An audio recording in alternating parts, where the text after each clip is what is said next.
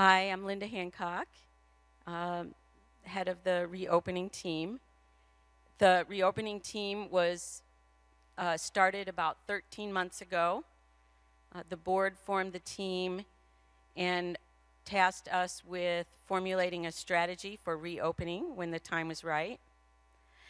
And the team was composed of 2 staff, 2 board, and 2 congregants so that we would have a balanced perspective from all the different groups.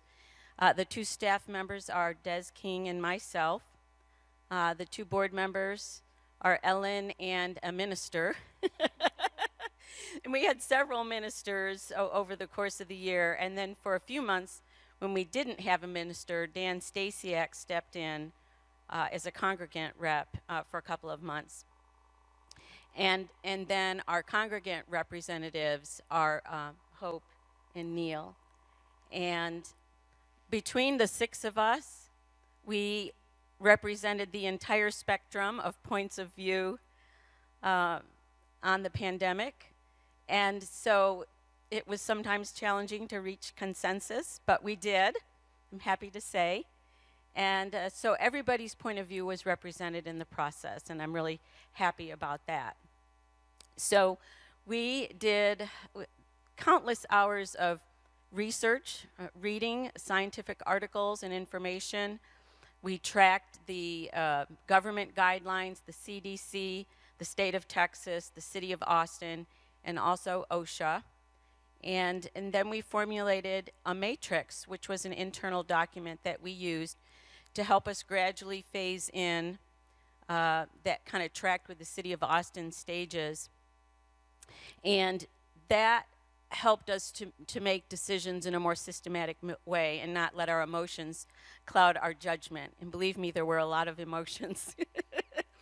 But I have confidence to say that we made our decisions not out of fear, but out of love and care for our community. And that was very evident from the beginning to the end, that was our mindset. We also compared notes with all of our sister unity churches in Central Texas, as well as all of our ecumenical partners to see what they were doing, and that was a factor in our decision making as well. So I'm happy to say now that we are reopening, our team is no longer needed. Yay. And so we have retired our team effective today. And while we were happy to serve, we are so glad to be done. Yes, amen. One of the things that we did at the beginning, there were volumes of articles and all kinds of information that we had to cover.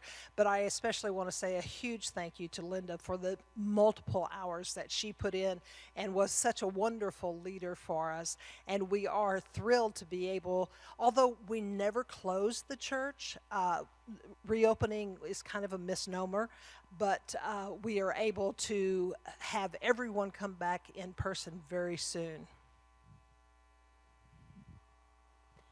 I also want to thank Linda for her leadership and guidance. I realized just a lot about myself being on this team, that I pretty much swayed with whatever direction the wind was going. And so it was good to have a leader who really, kept us focused, because it was sometimes challenging not to let the emotions, get the best of me. At least, I wanted to be open, but as a nurse, I also wanted us to be as safe as we could be. And so we really kind of stayed focused on the literature and the CDC and the guidelines, and really a lot of prayer went into the matrix and our discussions. And so I'm just very thankful this part of the journey is over, and that our doors are back open to what they are today. And as I think about this, I'm most proud that our church found a way to always move forward. There were so many, different, opinions on just how safe should we be, but we're a critical business, and UCOH really offers some of the most essential services, of any organization. And so we wanted to meet the needs of our congregation. We wanted to be able to do things that people felt comfortable or safe with and provide alternatives. And so there was always this sort of back and forth, and we were trying to find ways to make things work. So we always found a way to allow some groups to meet outside, or meet inside, physically distanced with masks. Of course, there was all discussions about how safe should we be. What's being too safe or too reckless. And so there was always this balance that we were striking. But as Linda said, we all discussed this, found a way to move forward, and UCOH really did continue to lean into it in a very safe way. We always found a way to make it work. And we just loved that the congregation was supportive the whole time, and we were able to keep things open. And now it's really delightful to see things on a roll at this point. So it's really nice to be here today. I'd like to add a huge shout out to Des King, who's part of this team but didn't want to be on the video.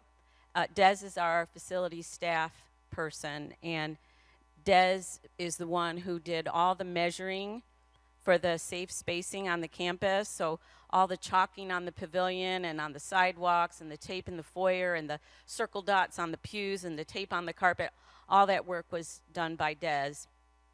And I also want to give a huge thanks to Jennifer Chavez at the front desk, who created all the signage and posted all the signage and bought the sanitizer and refilled all the sanitizer bottles and did all the extra things that we needed to do to be compliant with the government guidelines. And of course, Shonda and Tammy and our communications team, the volunteers and all the messages on the website, everyone on staff played a huge role in helping us to implement our plans, and we are truly grateful to everyone for their help.